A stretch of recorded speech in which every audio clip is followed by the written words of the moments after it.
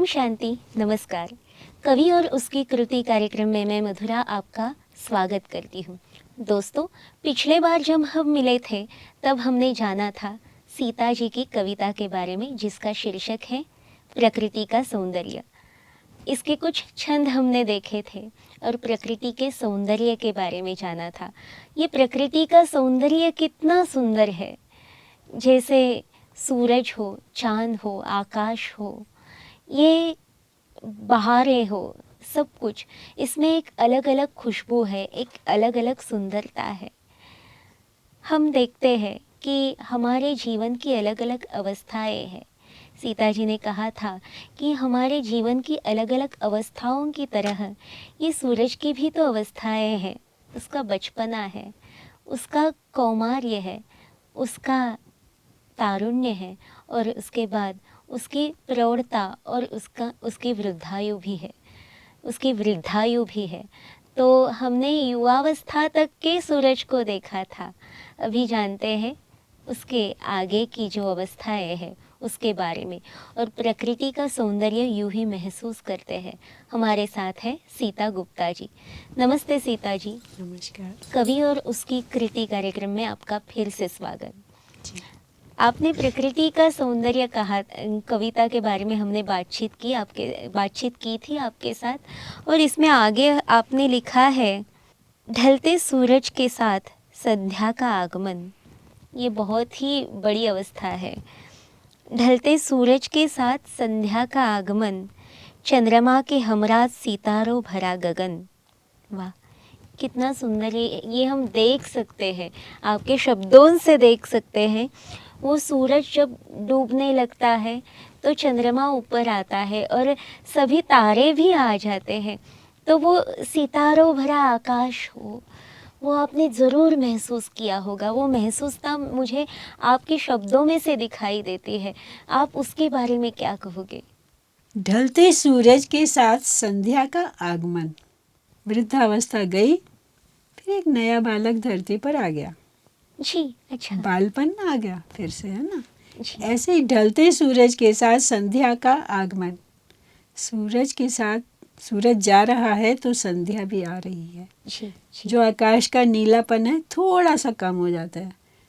जो धरती के ऊपर पूरे विशाल धरती पे रोशनी फैली है धीरे धीरे कम होती जाती है ना जब सूरज जाने लगता है। जी, जी, तो ऐसे ही मेरी भी जो प्रखरता है जीवन की संध्या में कम होती जाती है ना। जी, प्रौढ़ जी। जब हम हो जाते हैं, उसके बाद जब वृद्ध अवस्था की तरफ जाने लगते हैं तो शरीर की शक्ति, धन की शक्ति, समय की शक्ति सब कम होने लगती है ना। जी, बिल्कुल। ऐसे ही सूर्य की प्रखरता कम हो रही है, उसकी धूप की गर्मी कम हो रही है और धीरे धीरे वो अस्ताचल की तरफ जा रहा है। तो जीवन की संध्या गई, अब रात्रि आने वाली है। जो भी तुम्हारे पास चमक है इस संसार को दे दो। अच्छा, अच्छा, अच्छा। फिर दूसरा मैंने लिखा है, पंच तत्वों के समन्वय पर हृदय से कर लो मनन, तभी तो कर पाएंगे प्रेम भरे समाज का सृजन। वाह, ये प्रकृति को हम आदर्श रख के प्रेम भरे समाज का सृजन भला कैसे कर सकते हैं? आग है, सूरज, पानी था, अभी हमने बात की, नीचे सागर है, सागर। सागर के किनारे वसुधा पर हम खड़े हैं, जी, आकाश ऊपर है। जी, जी, तो सभी तत्व आ गए, बिल्कुल। तो सब एक दूसरे से मिले हुए नहीं लग रहे। नीचे वसुधा भी है, आगे जल भी है, आकाश भी है, आकाश के अंदर सूरज भी चमक रहा है। तो सभी कुछ तो आ गया। और वायु अदृश्य है लेकिन चल तो रही है ना। जी, आप पेड़ पत्तों की सरसराहट से महसूस कर सकते हो, अपने श्वास प्रश्वास से महसूस कर सकते हो। जी, जी, धीरे धीरे झाड़ियाँ हिल के ठंडी ठंडी हवा कर रही हैं, उससे महसूस कर सकते हो। तो पांचों तत्व मिल गए कि नहीं? जी, बिल्कुल, जी, तो बिल्कुल। जैसे वो पांच तत्व आपस में मिल के रह सकते हैं, तो हम भी तो, कोई गर्म होगा, कोई ठंडा होगा, कोई गोरा होगा, कोई सांवरा होगा रात की तरह, कोई सूरज की तरह चमकदार गोरा होगा, जी, कोई छोटे से पौधे की तरह छोटा होगा, जी, कोई फल भरे वृक्ष की तरह ऊंचा होगा। जी, जी, सब मिलजुल के रहे ना। सब मिलजुल के रहे, लेकिन आजकल मैं देखती हूँ लोगों का नज़रिया ऐसा नहीं है। लोग बाह्य रूप को बहुत ही ज़्यादा देखते हैं, बहुत ही, और दूसरों के व्यंग दोष निकालते रहते हैं। इसके ऊपर आप क्या कहोगे? तो तभी तो मैं प्रकृति के पास ले जाना चाहती हूँ सबको। जी जी। प्रकृति जब अपनी सुंदरता का बखान करती है, मान लीजिए सूर्य कह रहा है दोपहर के अंदर, देखो मेरे अंदर कितना तेज है, हम्म, देखो मेरे अंदर कितनी ऊर्जा है। जी जी। क्या जल तुम्हारे पास है ये ऊर्जा? ऐसे तो नहीं कहता ना। जी। तो मेरे पास हो सकता है ज़्यादा हो, उसके पास कम हो, या कभी उसके पास ज़्यादा हो मेरे पास कम हो, ये तो हो सकता है ना। सही तो एक कहा। दूसरे को हम जब उसके सुंदरता को देखेंगे, उसके गुण को उठाएंगे, तो रूप और उस पे से हमारी दृष्टि हट जाएगी। जी जी। इसीलिए मैंने पहले भी एक कविता में कहा था, शीशों को पड़ा रहने दीजिए, हीरों को उठाइए। अच्छा अच्छा, वाह, क्या बात है, क्या बात तो सबके पास थोड़े थोड़े गुण हैं। प्रकृति ने, ईश्वर ने कोई भी रचना बिना गुण के नहीं रची है। है। जी छोटी सी सीपी भी सागर के अंदर होती है तो उसके अंदर मोती निकलता है। जी जी जी जी। तो सबके पास तो कुछ ना कुछ है देने के लिए। सिर्फ हमें किसान के देना पास है। बीज है, पानी है, खाद है, तो धरती के पास भी तो अन्न है देने के लिए। वाह, वर्षा के पास भी तो जल है देने के लिए। क्या बात सूर्य है, के पास भी तो धूप है देने के लिए। क्या बात है, चंद्रमा के पास भी तो चांदनी है देने के लिए। क्या बात है, तो है तो सभी के पास कुछ ना कुछ, क्या बात है, क्या और बात सब है। एक दूसरे को बांट रहे हैं, तभी तो आदान प्रदान हो रहा है। वर्षा अपना जल ना दे तो धरती की हरी भरी कहाँ से आएगी हरियाली? बिल्कुल सही कहा। तो इस प्रकृति की तरह हमें देने का, बांटना हमें आना चाहिए। तो हम एक सुंदर ऐसा समाज समाज का बना सृजन कर सकते हैं। पाएंगे। बिल्कुल सुंदर समाज का सृजन कर पाएंगे। और ये इसमें आपने कहा है, पंच तत्वों के समन्वय पर हृदय से कर लो मनन। पंच तत्वों पे के समन्वय पे हृदय से कैसे मिलन करे भरा? पंच तत्वों के समन्वय पर हृदय से कर लो मनन, तभी तो कर पाएंगे प्रेम भरे समाज का सृजन। पंच तत्वों का समन्वय माना क्या? समन्वय माना आपस में मिलना जुलना। हाँ। जैसे मैंने बोला ना, हम समुद्र के किनारे अगर खड़े हैं तो आपके पाँव के पास जल है, जी वो जी लहरें आपको स्पर्श कर रही हैं, लेकिन खड़े तो धरती पर हो। सिर के ऊपर आकाश भी है, सूर्य की तेज धूप भी है, और हवा भी लहरा लहरा के आपके बालों को उड़ा रही है। तो जी। पांचों तत्व मिल गए ना। तो कोई गर्म है, कोई ठंडा है, लेकिन मिल तो रहे हैं। अच्छा ऐसे ही मैं कर लूँ ना, तभी तो कर पाएंगे प्रेम भरे समाज का सृजन। अच्छा। जब एक दूसरे के गुणों को या कमियों को सबको हम ले सकेंगे। आगे अच्छा मैंने लिखा है, टूटे भूले सूखे रिश्तों का उमंग भरा करो पुनर्गठन, आनंद भरी वर्षा हो और मयूर सा नाचे मन। जब टूटे भूले सूखे रिश्ते हमारे आपस में मिल जाएंगे, तो किसी के पास कुछ है, किसी के पास कुछ है, आपस में जब मिल जाएंगे तो क्या होगा? जब बारिश हो रही हो तो धरती सूखी हरियाली हो जाती है, नदियों में जल भर जाता है, जल के पास और जल आ जाता है, जी जी सूखी धरती की प्यास मिट जाती है, जो वातावरण में गर्मी थी मिट जाती है। तो एक वर्षा से कितना बदल गया ना सब कुछ। जी। तो किसी के पास वर्षा है, किसी के पास सूर्य के समान तेज है, किसी के पास चंद्रमा के समान चांदनी है, किसी के पास वसुधा के समान आधार है। अगर चलने को, खड़ा न होने को धरती नहीं मिलेगी तो समुद्र का आनंद ले सकेंगे क्या? यही मैंने कहा है। सूरज प्रकाशित करे भुवन, चंदा तारों से सजे गगन, वसुधा सींचे झरने नदियां, खुशबू से भरी चले पवन। दर्शकों आप ध्यान दीजिए, इसमें पांचों तत्व आ गए हैं। जरा विचार कीजिए कहाँ कहाँ पांचों तत्वों को मिलाया है मैंने। देखिए, सूरज प्रकाशित करे भुवन, भुवन माने सारा संसार। तो सूरज का प्रकाश पूरे संसार में फैला हुआ है। उमंग, चंदा तारों से सजे गगन, वही सूरज जब चला जाता है तब भी गगन को खाली छोड़कर नहीं जाता है, चंदा और तारों से सजा के जाता है। जैसे मैं जीवन में अपना धन, अपना यौवन, अपना गुण, अपनी जो भी मेरे पास संपत्ति है, पद की संपत्ति है, सत्ता की संपत्ति है, गुणों की संपत्ति है, सब बांट के जा रही हूँ। ऐसे ही सूरज भी अपना सब आकाश को बांट जाता है। कहीं तारे चमकते हैं, कहीं चंद्रमा चमकता है। और वसुधा सिंचे झरने नदियाँ। अब सागर के रूप देखिए, जल के रूप देखिए। सागर भी है, नदी भी है, तालाब भी है, कुआं भी है, पोखर भी है, झरने भी हैं। कहीं पहाड़ के ऊपर से झरने बह रहे हैं तो लगता है चांदी बह रही है ऊपर से नीचे। नदी का स्वच्छ जल देखिए। तो वसुधा के किनारे आप खड़े हैं, जल आपको स्पर्श कर रहा है और खुशबू से भरी चले पवन। उस समय वायु चल रही है, कभी आपको मीठा मीठा श्वास दे रही है खुशबू से। जो पेड़ पौधे हैं ना पास में, पौधों की सुंदर छवि आंखों के सामने है, हरी हरी छवि। वैज्ञानिक तो कहते हैं ना, सुबह सुबह नंगी घास पे घूमिए, आपकी आंखों की रोशनी तेज हो जाएगी। जी, क्योंकि वो जो ओस होती है वो हमारे पैरों को तो निर्मल करती ही है, लेकिन आंखों को भी तेज देती है। तो खुशबू से भरी चले पवन। पवन के साथ खुशबू कहाँ से आई? जो आसपास में पेड़ पौधे हैं, कहीं गुलाब लगा होगा, कहीं चमेली लगी होगी, कहीं मदार पुष्प लहरा रहे होंगे, कहीं रात रानी होगी, कहीं हर श्रृंगार के फूल झर रहे होंगे। जरा कल्पना कीजिए तो आपकी आंखों के सामने ऐसे लगेगा कि कितने फूल बिखर गए हैं जीवन में। तो सब हवा के साथ आपके पास आ गए तो सब मिल नहीं गए। क्या बात है, बहुत खूब कहा। लेकिन आपने ये जो देने का कहा, बांटने का कहा, प्रकृति की तरह, लोगों में आजकल इतनी प्रवृत्ति नहीं रही। कैसा है कि आपने कहा कि वो जाते जाते देते जाते, बांटते जाते, लेकिन कैसा है आजकल आखिरी समय तक, अंतिम समय तक लोगों का इतना लगाव होता है चीज़ों से, बहुत लगाव होता है उन चीज़ों से, तो बांटना होता ही नहीं।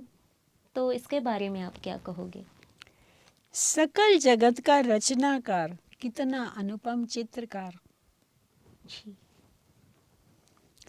सौंदर्य भरी ये वसुधा है, रसीला महकता उपमान। हम्म हम्म आपने कहा लोगों में बांटने की प्रवृत्ति नहीं है, हम्म लेकिन आप कल्पना करिए कि आप भाग रहे हैं। अध्यात्म इसको कहता है कि मान लीजिए आपको चलना है या भागना है, लक्ष्य आपके सामने है, लेकिन आपके पास बहुत सारा बोझ है। इस हाथ में भी अटैची है, उस हाथ में भी बैग है, और एक और व्यक्ति चल रहा है आपके साथ, वो खाली है। अब आप बताइए कौन पहले पहुंचेगा? हाँ। बताइए किसकी गति तेज होगी?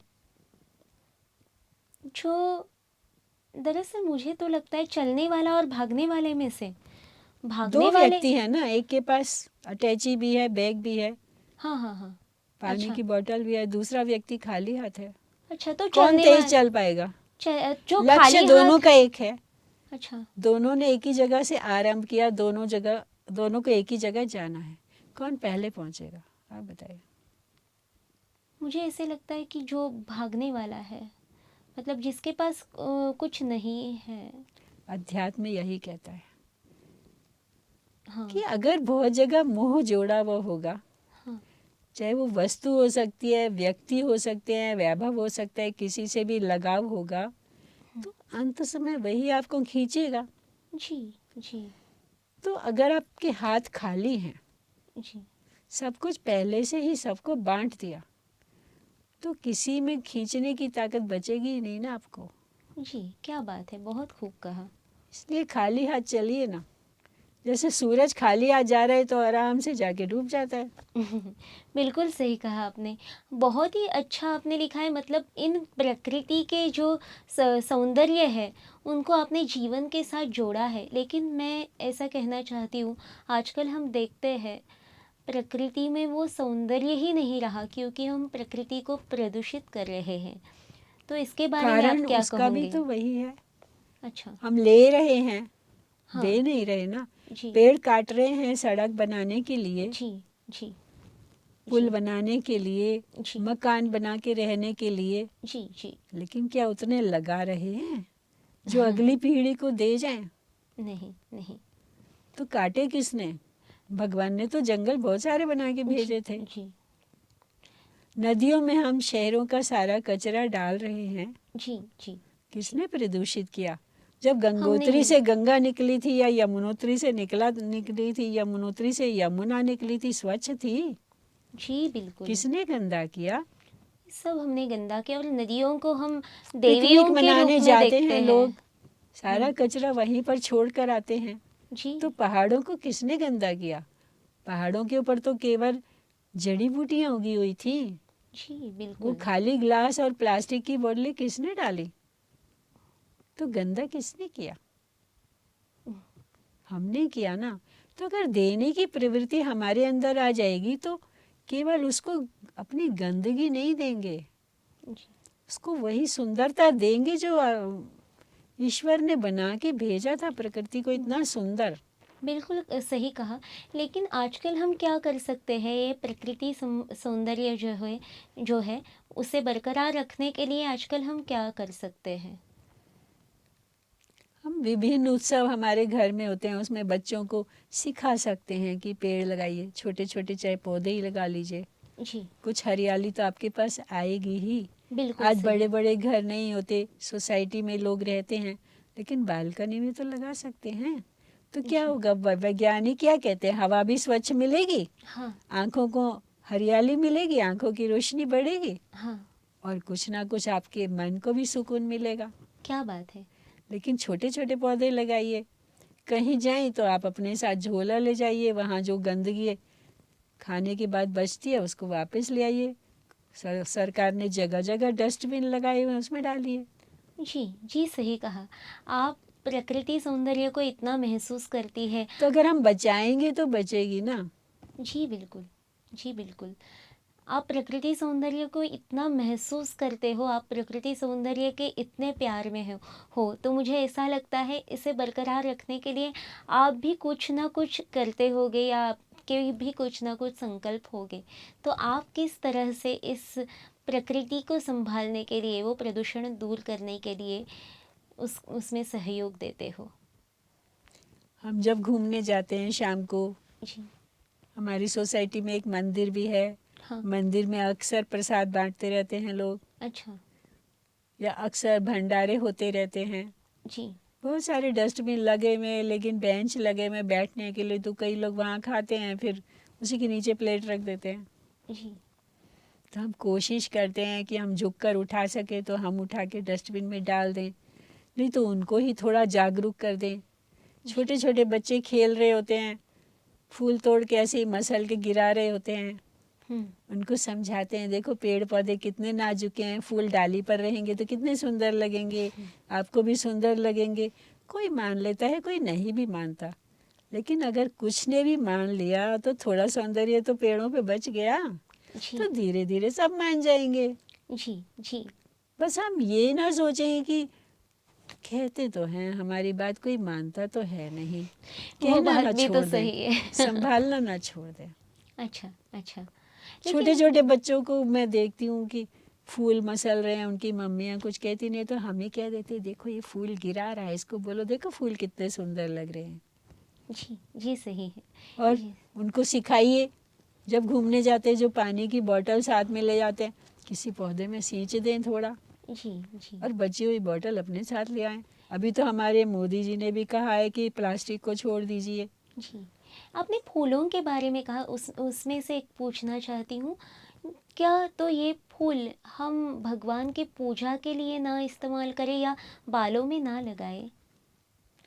लगाइए ना, जरूर लगाइए, अच्छा अच्छा। भगवान की पूजा के लिए प्रयोग कीजिए, हाँ। लेकिन बाद में अपने घर के किसी खाली स्थान में गड्ढा खोद के उसको डाल दीजिए, खाद बन जाएगा। अच्छा अच्छा यहाँ तहाँ मत डालिए ना। अच्छा अच्छा अच्छा। तो और भी। तो आपको तो बिना खर्च के जैविक खाद मिल जाएगी। जी जी। कितना सही उपयोग उसका आपने कहा। और आपने जैसे कहा कि आप किसी मंदिर में जाते हो तो भंडारे की वो जो प्लेट्स होती है लोग नीचे रख देते हैं, वो आप उठाते हो। लेकिन आजकल लोगों की प्रवृत्ति ऐसी हो गई है कि मैंने नहीं खाया, उसने रखा है तो मैं क्यों उठाऊँ? उसके बारे में आप क्या कहोगे? ऐसा सहयोग आप जैसे दे रहे हैं हो वैसा प्रकृति के प्रति हमें देना चाहिए, लेकिन आजकल लोगों की वृत्ति ऐसी नहीं रही, मैंने नहीं किया तो मैं क्यों उठाऊँ, ऐसी हो गई है। तो उसके ऊपर कुछ आप प्रकाश डालना चाहोगे? तभी तो मैं कहती हूँ कि हमें अपने ग्रंथ पढ़ने चाहिए, बच्चों को पढ़ाने चाहिए। आप याद करिए, महाभारत का एक पर्व है जब युधिष्ठिर ने यज्ञ रचा, जी। तो सभी को थोड़ा थोड़ा कार्य दिया गया। हम्म। तो युधिष्ठिर ने सोचा, कृष्ण तो पूज्य हैं, मेरे भगवान हैं, इनको मैं कैसे कोई कार्य दूं? कृष्ण को कोई कार्य नहीं सौंप दिया उन्होंने। जी। कृष्ण ने क्या किया था फिर, जरा याद कीजिए। जी, वो सब उन्होंने जो सब ये था खाने की प्लेट्स जो थी वो कृष्ण पत्तल, ने उस समय उठाए। प्लेट नहीं होती थी। हाँ, तो पत्तल। पत्तल उठाकर सफाई की कि नहीं? जी, हाँ। वो पेड़ों की मतलब प्लेट्स बनाते थे वो, हाँ, ढाक वही। के और पत्ते। वो इको फ्रेंडली भी होता था, ये भी उससे दर्शकों को पता चला कि वो पेड़ों की प्लेट्स वो बनाते थे पत्तल, और वो इको फ्रेंडली होता था, वो कोई प्रकृति का ऐसा प्रदूषण भी नहीं करते थे उस वक्त, और वो भगवान ने उठाई थी तो जब भगवान उठा सकते हैं राजसूय तो मैं यज्ञ क्यों के नहीं वक्त। उठा सकते हैं? बिल्कुल। तभी तो हम कहते हैं कि अपने बच्चों को थोड़ा अपने पौराणिक ग्रंथों की तरफ, अपने ऐतिहासिक ग्रंथों की तरफ लेकर जाइए। बच्चे जब देखेंगे तो सीख जाएंगे, और अगर हम उठाएंगे तो सारे लोग ना भी करें, जी। कुछ तो अनुसरण करेंगे ही। हम्म। या चलो दूसरे किया है तो मैं क्यों उठाऊं, अगर ये भाव आया भी हाँ, तो कम से कम अपनी तो उठा के डाल देंगे। बहुत ही बड़ा बड़ा मुद्दा आपने उठाया। वो अपनी तो उठा के डाल देंगे तो सारी नहीं, आधी सफाई तो हो जाएगी। जी, जी हाँ। दुनिया में कोई भी काम छोटा नहीं होता, ये आदर्श कृष्ण भगवान ने हम हमारे पास रखा है, अभी हमारे हमारे सामने मोदी रखा जी है। को देख लीजिए, समुद्र तट पर गए थे, झाड़ू लगाने लगे थे। जी, जी, बिल्कुल। तो जो हमारे नेता कर सकते हैं, जी, जी, जल हमेशा ऊपर से नीचे की तरफ बहता है, जी, जी, ये कहावत है। जल को फवारा बनाकर आपको ऊपर ले जाने तो नीचे कुछ लगाते हैं ना, या आजकल जैसे 10 मंजिल के घर होते हैं तो मोटर से ऊपर चढ़ाते हैं, लेकिन जल को कितना भी ऊपर ले जाइए नीचे आएगा। जी, जी, तो अगर हम ऊपर के लोग करेंगे तो बच्चे अपने आप सीख जाएंगे, अगर ऑफिसर लोग करेंगे तो संतरी अपने आप सीख जाएंगे, जी। मंत्री से संतरी तक सब सीख जाएंगे। ऐसे ही वृद्ध से बालपन सब में वो संस्कार आ जाएगा धीरे धीरे। जी, हम विदेशों में जाते कहते हैं बड़ी स्वच्छता है, तो क्या वहाँ पूरे दिन सफाई चलती रहती है? जी, लेकिन लोग कुछ डालते नहीं हैं।